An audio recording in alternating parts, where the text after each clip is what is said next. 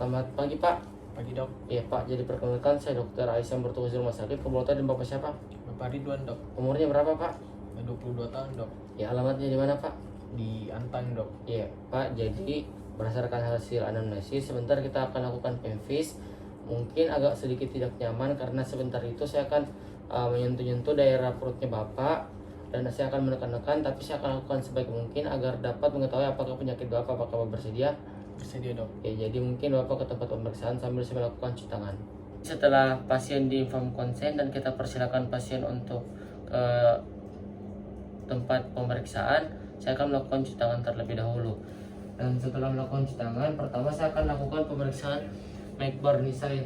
Di sini saya akan meminta pasien berbaring dan saya akan meminta pasien untuk membuka pakaiannya terutama pada bagian abdomen.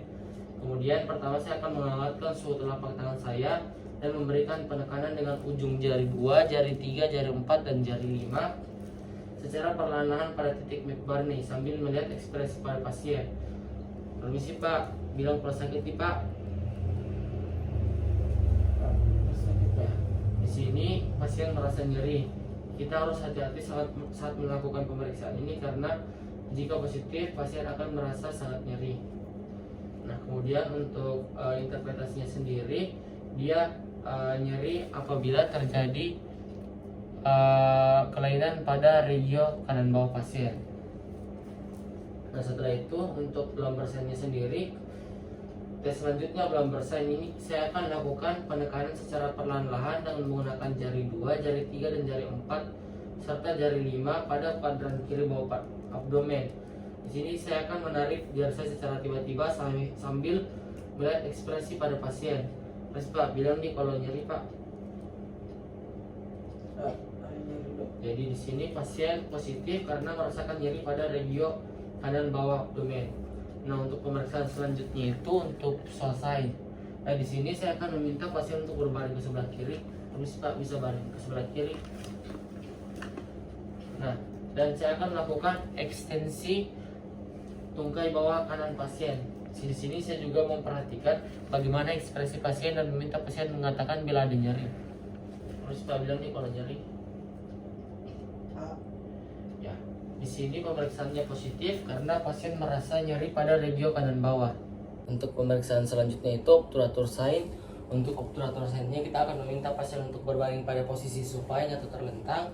Kita akan melakukan fleksi pada paha kanan sambil melakukan rotasi dan melihat ekspresi pasien. Permisi Pak, bilang nih kalau ada rasa nyeri. Ya, ini interpretasinya positif jika pasien merasakan nyeri pada regio kanan bawah abdomen. Baik, selanjutnya untuk pemeriksaan hernia sendiri, setelah melakukan inform consent pada pasien, saya akan mencuci tangan dan memakai handscoon. Setelah itu akan meminta pasien untuk berdiri. Kemudian saya akan menginspeksi daerah inguinal, femoral, dan mencari adanya tanda-tanda benjolan.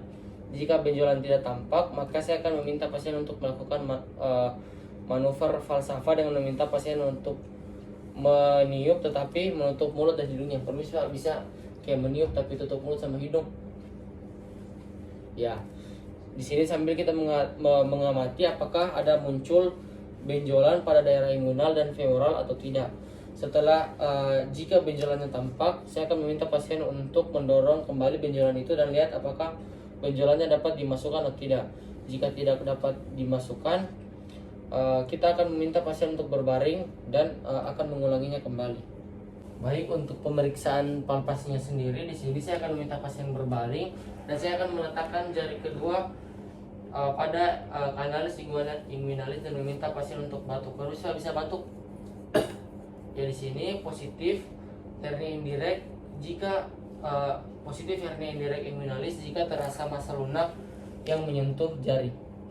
Interpretasinya sendiri, jika tampak benjolan yang bergerak dari lateral ke medial dalam kanalis inguinalis, berarti dia hernia inguinalis indirect. Jika tampak benjolan dari profundo ke superficial melalui lantai inguinal, dia berarti hernia inguinalis direct. Jika tampak benjolan di bawah ligamentum inguinal, berarti hernia femoralis. Jika tampak benjolan pada skrotum, hernia skrotalis.